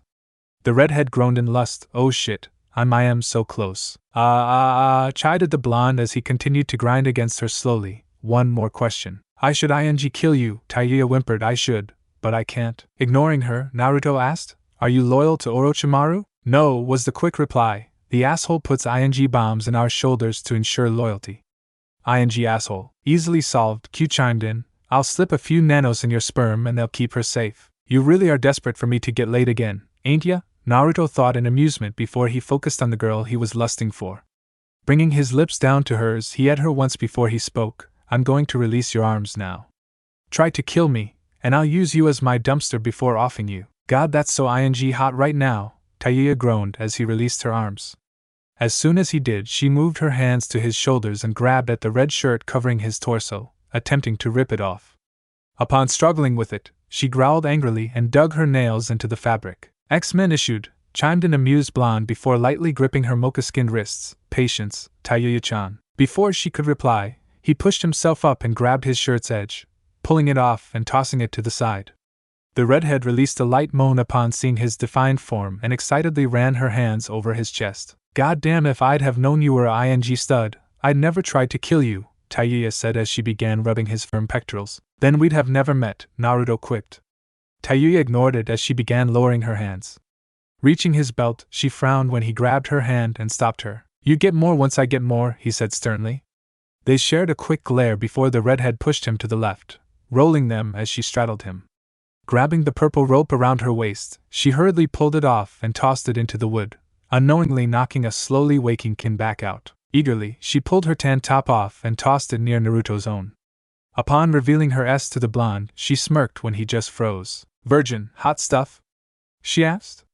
Taiya gasped in mild surprise when he suddenly unsnapped the bra from the back and quickly began caressing her girls. "Hardly," Naruto shot back with a smug grin, "but it's been about 5 months since I saw a decent pair on a legitimate mate." "Did you just call me a mate?" Taiya asked with a scowl, before yelping when he pushed her to her back and stared down at her with slitted blue eyes. "Yeah, got a problem with it?" he growled before smirking as his eyes reverted to a normal pupil. "You're a mate, now." "My mate. We'll see, Blondie," grumbled Taiya as she reached down and into his pants. "For now, get that twig out and—" She paused as her hand brushed something hard, long, and thick. The chocolate-brown eyes went from his blue orbs, to the place where her hand was, and back to the amused eyes before she felt something snap in the back of her mind. "If you want, we can wait until we're out of the 4-woe," Naruto exclaimed in shock when he was suddenly rolled again and his pants were pulled down to his ankles, a bit uncomfortably if one were to ask him. He groaned as Taiya quickly pulled her own pants and black panties down, before rubbing her against his lethal weapon. "Oh shit," Taiya moaned. "I swear I creamed myself when I felt it. Goddamn, asshole, you know how mad I am that you hid this from me?" "Can't talk, brain shut down," Naruto grunted out as he slowly slipped out of coherent thought. "Shit, if you're gonna ride me, hurry up and do it." "No need to ask me twice," Taiya snapped back as she stopped grinding her against his 9-inch long, 2-inch thick. The red-headed mutant positioned the purpling head at her opening before lowering herself onto it, moaning as he stretched her innards. "Oh shit," Naruto groaned, his eyes squeezing shut as the tight and warm entrance he was parting made his balls swell. Too much foreplay. "Oh shit," Taiya screamed as she went for broke and impaled herself on his rod. Sweat was already covering the mocha-skinned girl and she panted as an orgasm passed from simply having him enter her. The girl panted before reaching back to her pants and panties, pulling both off her legs so she could move easier. Naruto's hands went from her waist to her heart-shaped ass, squeezing the firm buttocks as her slowly stopped milking him, despite the fact he hadn't yet. The blonde mutant groaned before rocking his waist up, thrusting into the redhead and getting a girlish squeal from her upon doing so. Oh yes! She cried out as she began bouncing on him. Shit, it's so big! You stud, you're gonna tear me in half! Oh, the blonde moaned in response as he began thrusting. So tight. Not if you thrust harder. Tayuya groaned, her fingernails gripping his shoulders as she leaned forward. Harder. Faster, damn it, Naruto growled back, rolling to his right so that he was on top. You want it harder? Yeah, why? Can't dish it out? Tayuya growled challengingly. You wish, snarled the enhanced mutant as he began thrusting harder and faster into her, the mocha-skinned girl being drilled into the ground by a blur of tanned hips. Tayuya gasped out in a high pitch. Oh, shit, I'm almost there, groaned out the blonde. Same here, gasped out his partner. The two continued for another 2 minutes before a final thrust occurred and Naruto's head whipped back, his eyes going completely red as he roared in accomplishment. Tayuya released an equally loud scream as she joined him in orgasmic bliss. A few more thrusts from both patrons before everything stopped, the sounds of their ing frightening all animals nearby and leaving them in the silence, save for their soft panting. Shit, best ever, Tayuya groaned, her head falling back and her eyes shutting.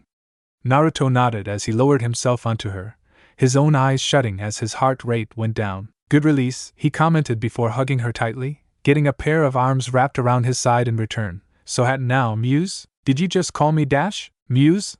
Yeah, Naruto answered, his eyes still shut as he recovered from their interrogation. Beats succubus, right? And considering your mutation, I think it fits nicely. We'll see, Tayuya murmured before they rolled onto their side. The two new lovers stayed in that position for 5 minutes before beginning another round. And another. And another. And then they slept. In a small coffee shop located on the 3rd Street Promenade, or rather the Santa Monica Farmers Market, a young man wearing a high-collared coat calmly took a sip of his cappuccino before looking at the young girl enjoying a smoothie. Her right arm was bandaged and in a sling made from his shirt. She was wearing a slightly dirted blue dress and some of her brown hair had dirt in it. The tall teen was talking quietly to the girl. And so you see that when I used that cardo, it seems we have company. Shino broke off from his informational droning when he took notice of the red-headed girl walking towards them. She was fairly attractive, but nonetheless not his type as some would say. On her head was a black skullcap, causing her hair to frame her face and a single lock of it to cover part of her right eye. She wore a tan tank top and black shorts, her feet protected by black combat sandals. Your name is Shino Abame, the Pestilence, right? The girl asked as she approached, a small scowl on her face. A single brow arched and Shino slowly nodded. The girl gave a curt nod back before looking at Sally, tilting her head and narrowing her eyes. Sally stared back before smiling widely. War's nearby, she exclaimed with a smile, dropping the smoothie in her hands, which was swiftly caught by Shino's insects. The redhead's eyes widened at the sight of the insects saving the drink before said bugs shoved the cold drink into her hands.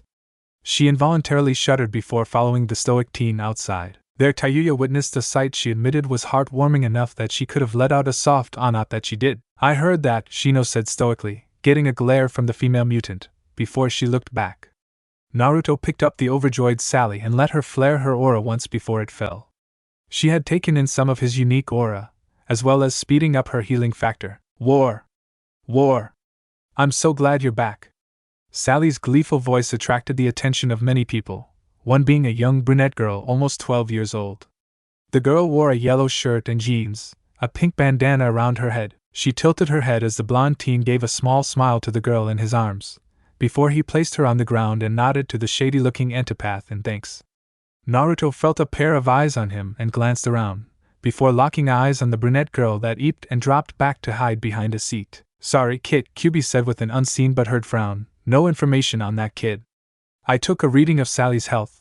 Her arm should heal with a few more infusions of your aura. Other than that, our little famine is ironically perfectly healthy. Naruto gave a small frown before nodding and looking over at the redhead standing with Shino with a small smile. Thanks, Muse. Pest, thanks for watching Sally. Of course, Uzumaki, the other teen mutant replied as he handed the cappuccino to the blonde. Young Sally and I had quite the conversation concerning the cycles of the Danaus Plexippus, her mutation, and Shield's funding. Naruto popped the lid off the coffee cup and downed the remaining liquid in one gulp before chucking the plastic cup behind him. His red aura surrounded him instantly, and the tail-like appendage swatted the empty cup into a nearby trash bin. He heard an audible gasp coming from the 12-year-old, but ignored it and looked at Sally with approval. I see Prodigy's little sessions are paying off. You managed to hold a conversation with Pest, eh? Sally pouted. No. Pest Lance spoke with too many big words sometimes, so I got lost. But he did help my arm. See? Doesn't hurt as much. Pest Lance says it's cause of my absorb ion region of your healing factor? Tayuya supplied with an amused smirk. Sally nodded and looked at her with a beaming smile. Yeah, that? The young mutant said before furrowing her brow. Hey. Sally looked from the redhead to Naruto and back before looking at Naruto questionably. Hey, War, how come she's got some red glow like you? Naruto's eyebrows shot up in alarm and he glanced at Tayuya, who raised her hands to placate any of his thoughts. The redhead said, Don't look at me, shithead. I ain't doing anything, and I certainly ain't glowing red like a ING beacon. My insects agree with Sally, Shino mused aloud to the small group. Tayuya does have your scent and there's a distinct mutant energy lofting off her that is similar to your own, especially near Hero, I see. Well, this is unexpected. What's unexpected?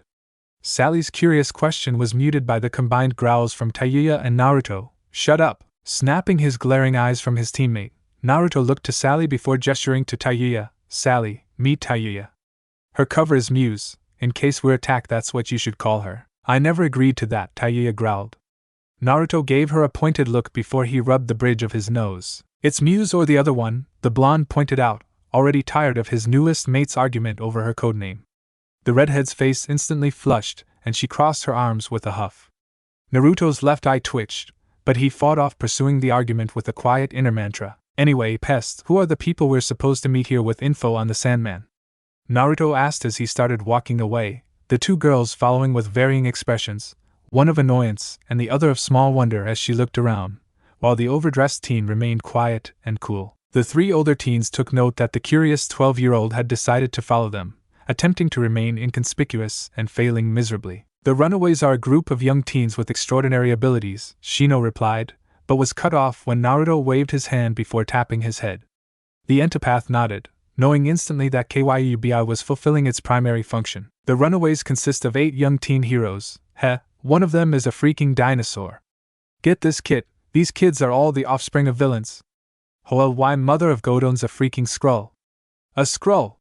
Oh, we have got to meet these kids, Kit. They show potential. Q drifted off in a ramble and Naruto scowled. Could you please stay on task? Names, powers, anything? The blonde asked his AI with a growl. Naruto waited a few moments and came up to a crossing section. The light shifted to green and he prepared to go when a car suddenly sped past. This might have been a normal circumstance, but the car was on fire. People screamed, cars honked, and many other distracting things happened. None of this bothered Naruto though. He was already in the war zone. Muse, take Famine and get over to the nearest group of people. Famine, I want you to protect that group. Understand? He asked as his aura slowly burned his covering shirt away, revealing his X-Man issued body armor. The girl nodded and War looked to Pestilence, who was already being surrounded by insects of various species and sizes. I will take to the rooftops and give you as much as a readout as I can, War, Pestilence said, getting a nod from the blonde. War swiveled back around to the flaming car heading for a man that had been knocked to the ground from the fleeing mob of people. War's aura encased him and he dashed away in a red blur. War leapt onto a tangerine stand, crushing it under his accelerated weight, before shooting off it and landing with a short skid in front of the half-trampled man. Had War taken the time to look at the man, he would have noted that it was the editor-in-chief of the Daily Bugle, Joseph Robbie Robertson. War would have also wondered why said reporter was there, and probably would have asked, resulting in an in-depth conversation about the Bugle looking to become a national paper, but he didn't.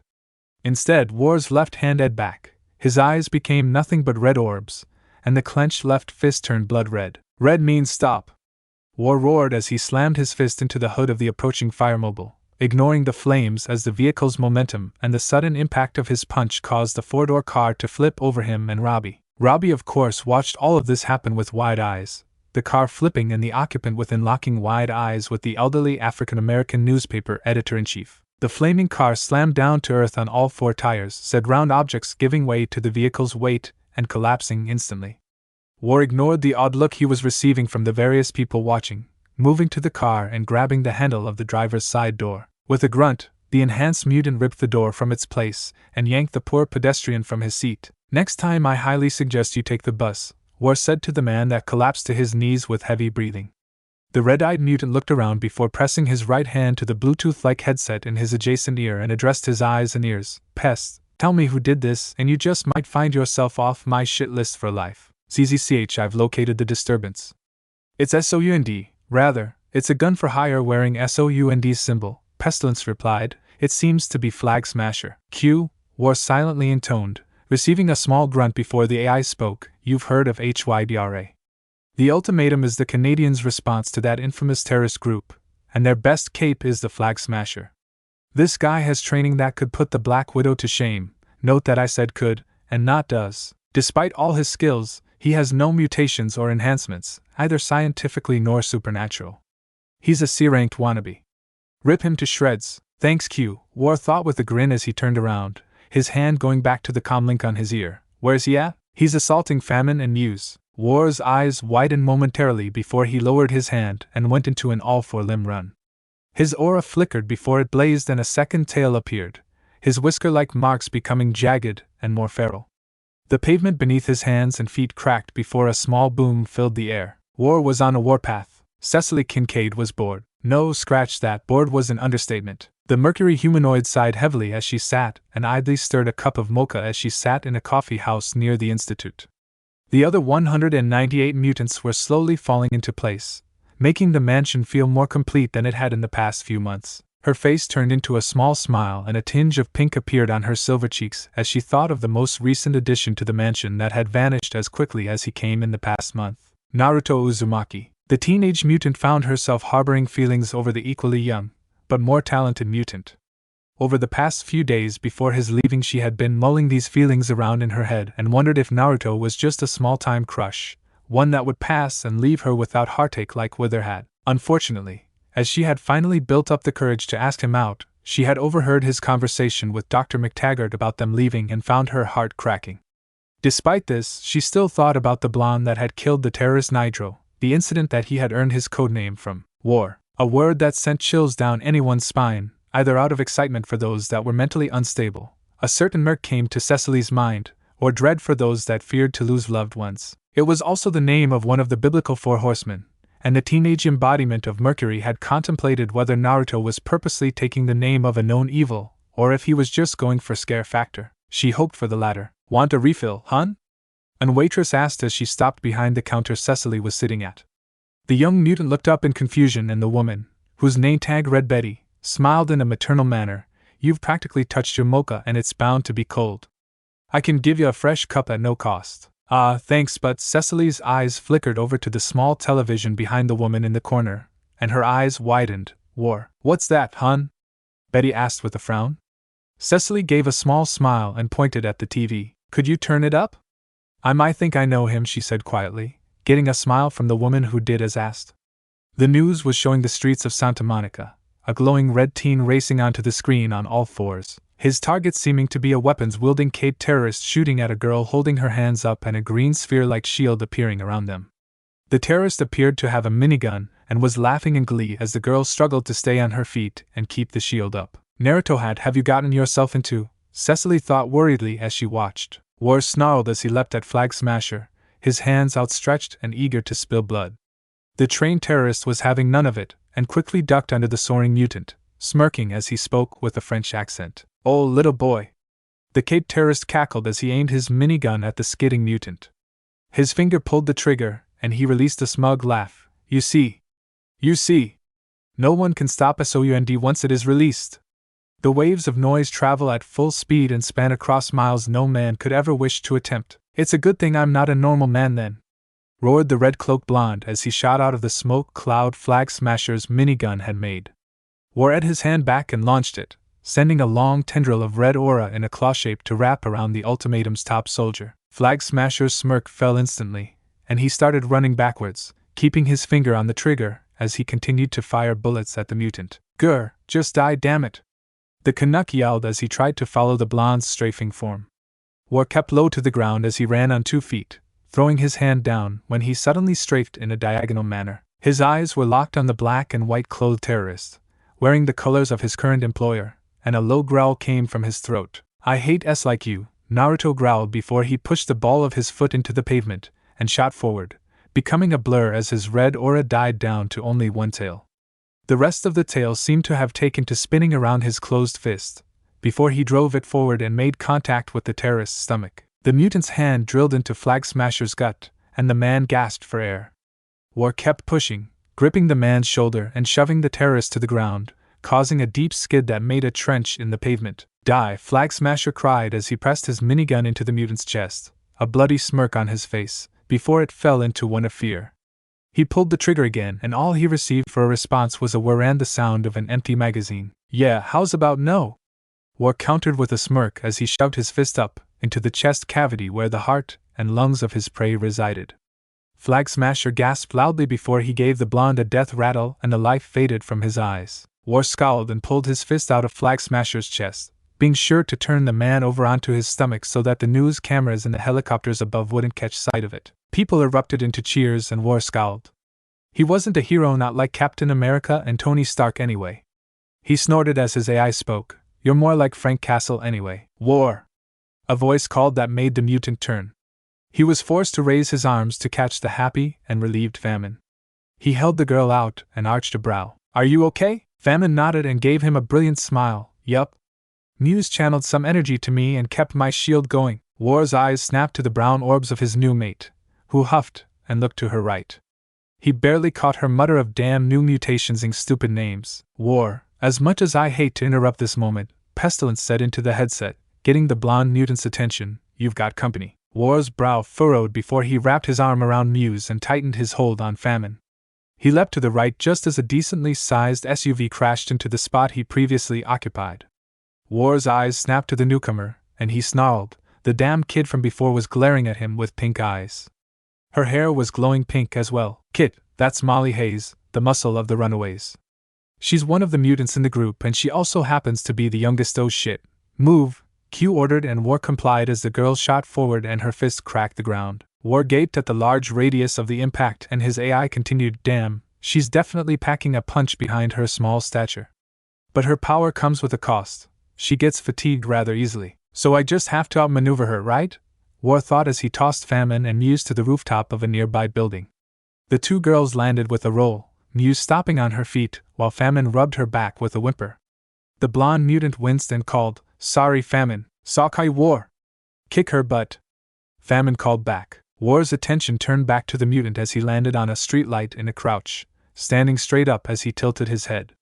The girl on the ground glared up at him. Why'd you attack those people? War nearly fell off the streetlight. What do you mean, why did I attack those people? I didn't do that. The older mutant exclaimed before dropping down and grabbing hold of the neck of the light when a car flew overhead.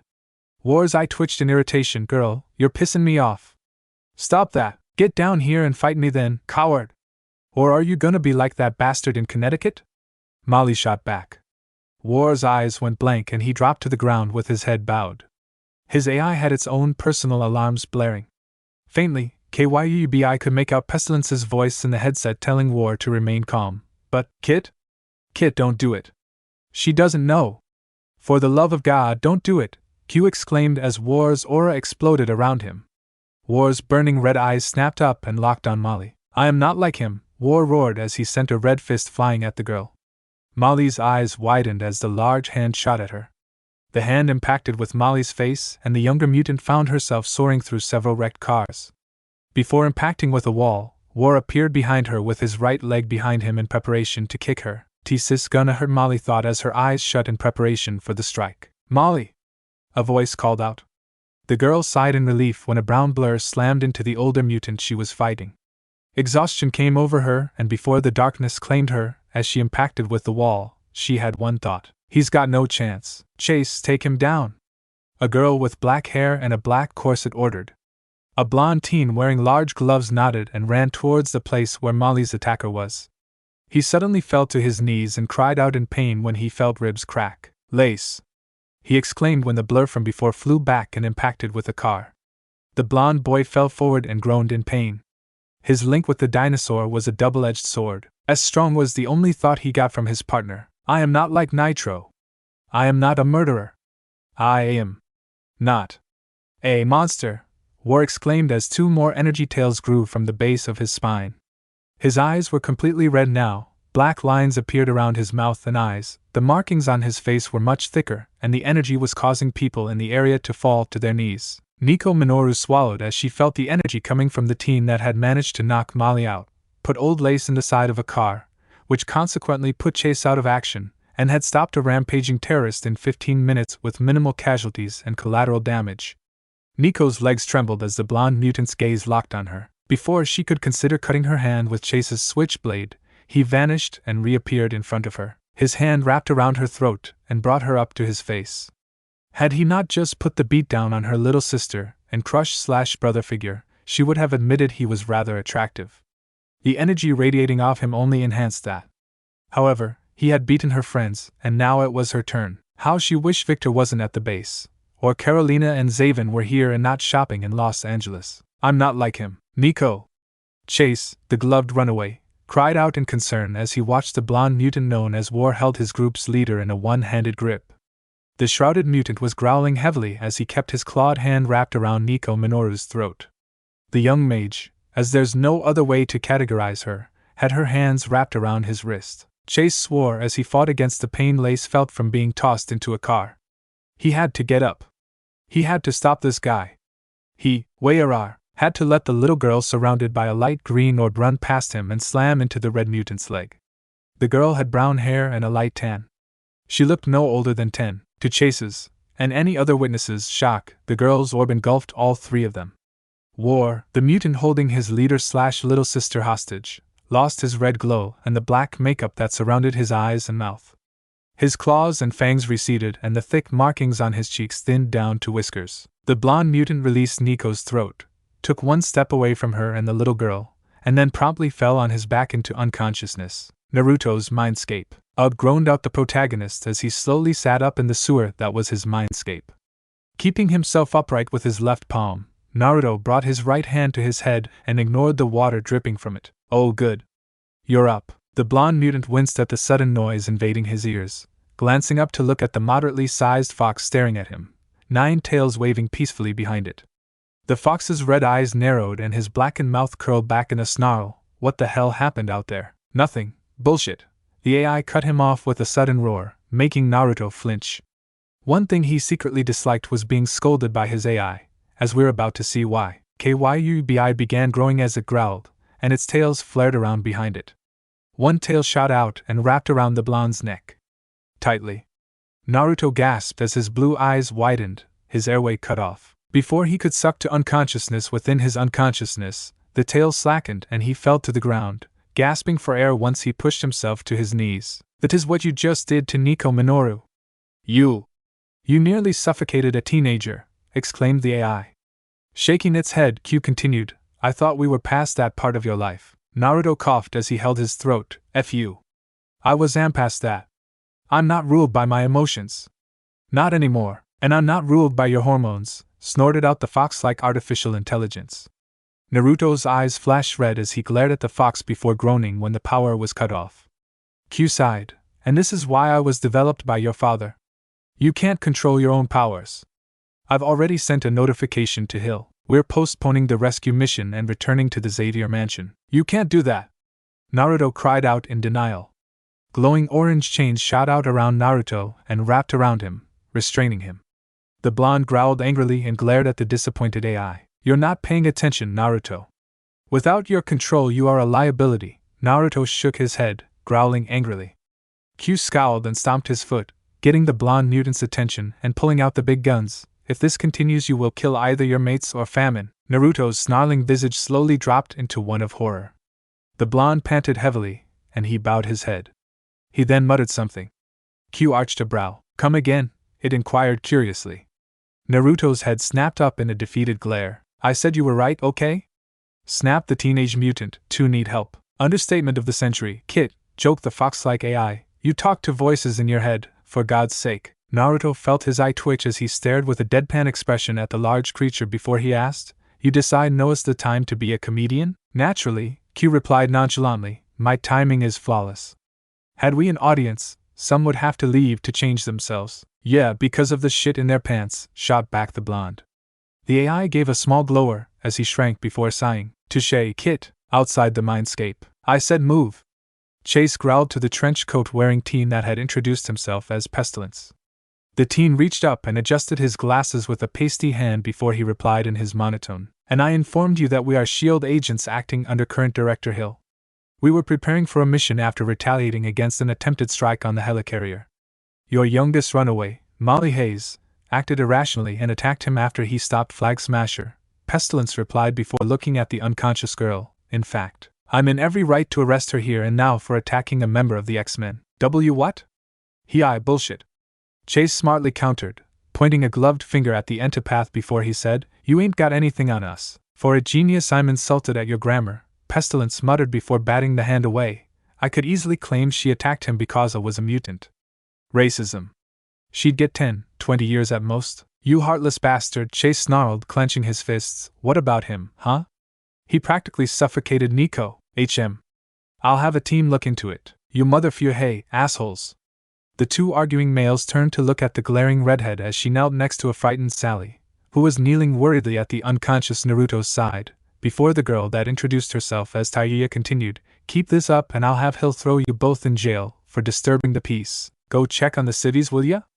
Cool off. Chase clenched his teeth and looked at the impassive Pestilence, who nodded when they locked eyes.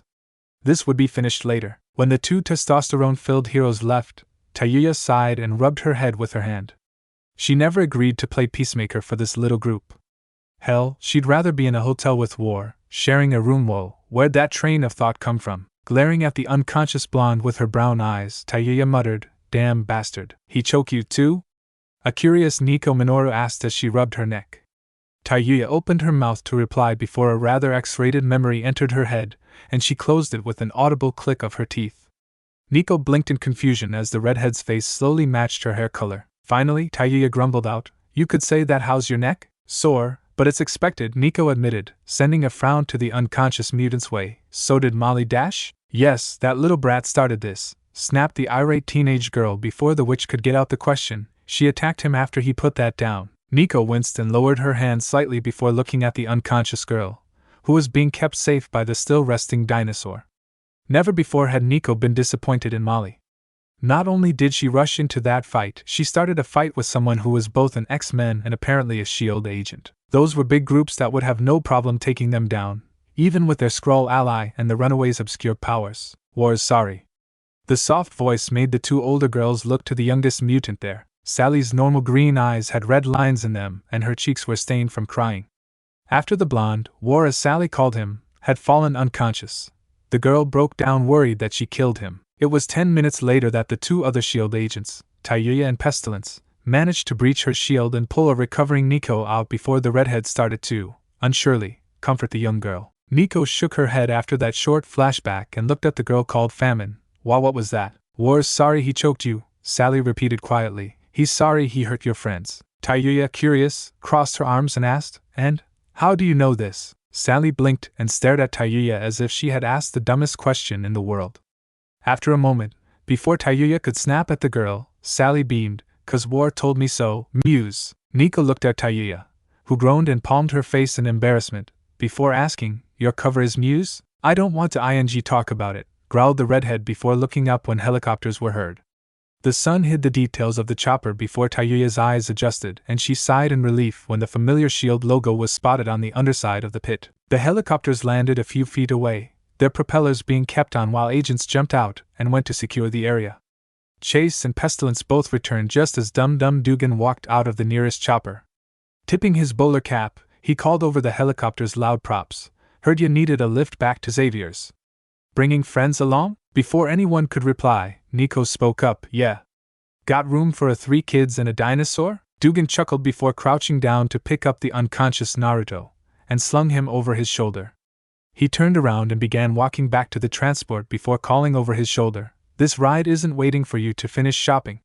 Get on the chopper." Nico went onto the same helicopter as Tayuya, Sally and Pestilence, who still refused to give his real name, while Chase rode with the unconscious Molly and a still very sore Lace in the second one. Naruto groaned as he slowly came to, several scents hitting his nostrils. Most of them were familiar, which was good, but then he noticed the honey-like scent he memorized since his 14th birthday. He was half naked. That would explain the scent of female arousal.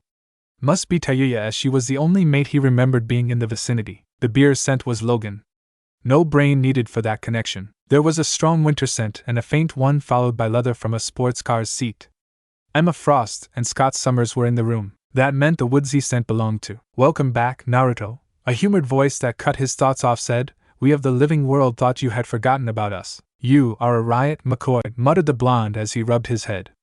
A plastic cup was held out, and Naruto took it, gratefully swallowing the liquid within it. Finished, he crushed the cup and tossed it to the nearby bin. Naruto blinked before scanning the faces of those in the room. "I have to hand it to you, Mr. Uzumaki," an amused Emma Frost said. "I've never seen so little collateral damage when a mutant fights." Naruto rolled his eyes. "Yeah, thanks for that. But you talking to me like I'm Dr. Banner doesn't really make that feel better." "She's right though," Scott cut in from his spot seated next to his lover and co-headmaster. "You kept casualties down to a record minimum. I think only a few were injured by stray bullets." "You'd think people would leave when they hear a minigun," Logan idly commented, receiving looks from his peers. "What?" "I'm just saying the people should wake up and smell the coffee. Whirring sounds along with many gunshots equals lots of pain." "I'm with the ing drunk on this one," Tayuya chipped in from her spot on the wall to the right of Naruto's bed. "Civvies are ing retarded." "I like her, Gaki," Logan said with a chuckle. "She's got attitude." Naruto chuckled as well as he pushed himself to a fully upright position. His right arm shot out, and his aura wrapped around Tayuya's waist before he pulled her to sit in his lap. Ignoring the embarrassed scowl on his newest mate's face, the blonde gave Logan a feral grin. "It shows in the sack. Might have to make sure our rooms are soundproofed." He let out a grunt as Tayuya smacked the back of his head. "Yes, well, as much as I enjoy that visual," Emma grumbled, frowning as Tayuya's face flushed and she looked away. The headmistress continued, "I just wanted to inform you that your teammate returned to help. He'll clean up the helicarrier. Sally is upstairs being taught some math by Prodigy.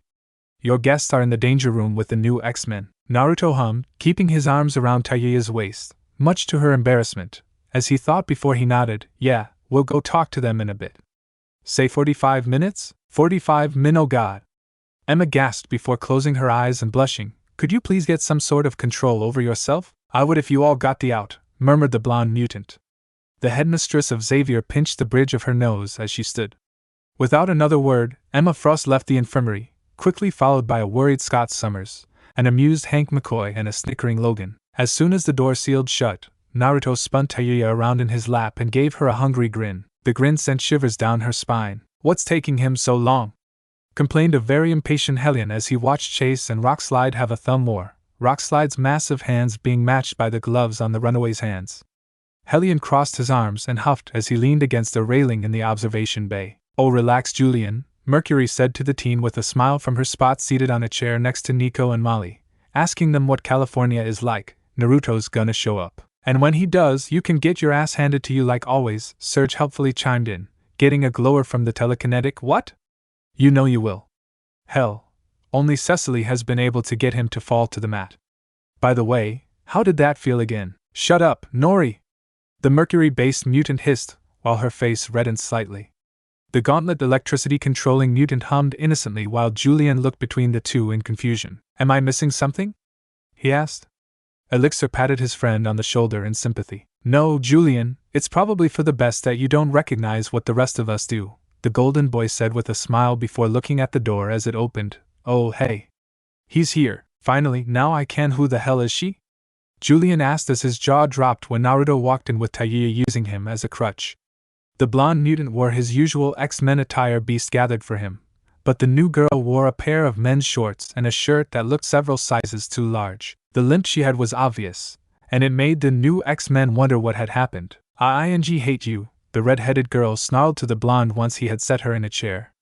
Naruto chuckled and brushed a bang of her hair out of her face, electing a blush from her and a frown from a certain silver-bodied girl. "That's not what you were saying a few minutes ago," the blonde said in response, before looking at the gathered group.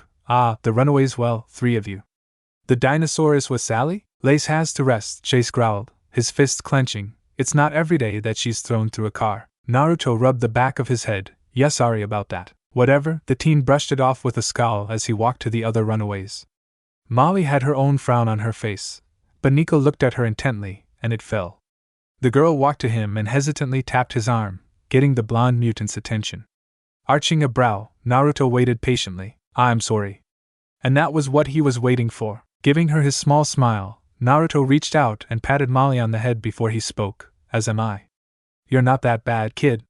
A bit hot-headed, but that'll go away with time.